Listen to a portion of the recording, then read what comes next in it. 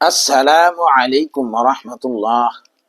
আপনি কি অনেক দোয়া করেছেন কিন্তু মনে হচ্ছে কোনো দোয়াই কবুল হচ্ছে না? মাঝে মাঝে কি মনে হয় আপনার দোয়া আল্লাহর দরবার পর্যন্ত পৌঁছাচ্ছে? আজ আমি পবিত্র কোরআনের এমন একটি আয়াতের আমল শিখাবো যা আল্লাহ তাআলা স্বয়ং রোজার বিধানের মাঝখানে নাজিল করেছেন। এটি এমন একটি বাক্য বা পড়ার পর দোয়া করলে আল্লাহ তাআলা কখনোই দোয়া ফিরিয়ে দেন না। কারণ এখানে স্বয়ং আল্লাহ পাক বলেছেন, আমি তোমার অত্যন্ত কাছে। চলুন জেনে নেই সেই অলৌকিক আমলটি। পবিত্র কোরআনে সূরা বাকারার 185 এবং 187 নম্বর আয়াতে আল্লাহ পাক রোজার বিধান দিয়েছেন। কিন্তু আশ্চর্যের বিষয় হলো এই দুই আয়াতের মাঝখানে 186 নং আয়াতে আল্লাহ তাআলা হঠাৎ দোয়ার কথা কেন বলছেন?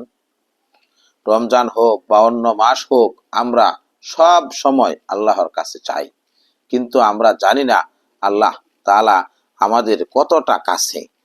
এই আল্লাহ তাআলা প্রিয় নবী সাল্লাল্লাহু আলাইহি ওয়াসাল্লাম কে বলেছেন, যখন আমার বান্দারা আপনার কাছে আমার কথা জিজ্ঞেস করে আপনি বলে দিন আমি তাদের অতি নিকটে।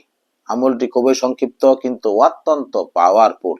আয়াতটি হলো, وَإِذَا سَأَلَكَ عِبَادِي عَنِّي فَإِنِّي قَرِيبٌ وَإِذَا سَأَلَكَ عِبَادِي عَنِّي فَإِنِّي قَرِيبٌ। অর্থ, যখন আমার বান্দারা আমার সম্পর্কে জিজ্ঞেস করে আমি তো তাদের কাছেই আছি। পদ্ধতি, যে কোনো দোয়ার শুরুতে এই বাক্যটি বা আয়াতের অংশটি মাত্র 11 বার পাঠ করুন। এরপর পরম একাগ্রতার সাথে নিজের মনের আকুতি আল্লাহর কাছে পেশ করুন। আল্লাহ তাআলা নিজে ওয়াদা করেছেন, বান্দা যখন আমাকে ডাকে আমি তখনই তার ডাকে সাড়া দিই। তবে মনে রাখবেন, দোয়া কবুলের জন্য একাগ্রতা, মনোযোগ এবং পবিত্রতা খুব জরুরি।